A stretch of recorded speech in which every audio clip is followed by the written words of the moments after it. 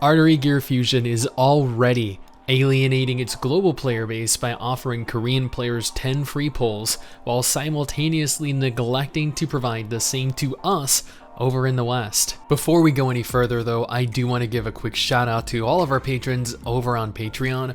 While this channel is technically monetized due to the nature of a lot of the content, Patreon allows for me to at least make something off of these videos, so kudos guys, you guys rock.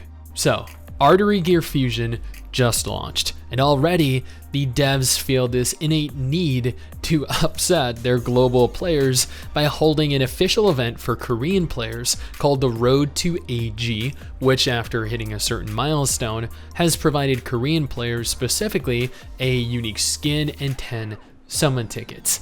This one means that players begin the game with an advantage over us global players, and 2 are capable of re-rolling as many times as they want to obtain the heroes that they want. Us global players were not given the same courtesy of participating in an event of that kind, and as such will not receive the same rewards. And if that isn't bad enough, this is made worse by the fact that pre-registration rewards are going to be sent out over a 3-day period. Now, this isn't just 3 days after the game launches, no.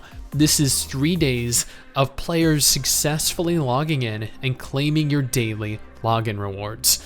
And players are upset. And that, honestly, that anger and that frustration is warranted. Dislight did this very same thing, and players were up in arms over their lack of transparency. While the Artery Gear was definitely upfront about their pre-registration rewards, admittedly, a lot of players just completely overlooked the information that was readily available to them. They are providing additional opportunities for Korean players while omitting the rest of the world, and it just honestly feels very biased, almost like they feel as though we as Western players just don't really matter comparatively. And I get it, Chinese, Japanese, Korean gamers, they spend an absolutely exorbitant amount of money on their gacha games. So it makes sense to not only incentivize spending, but to also appease their players.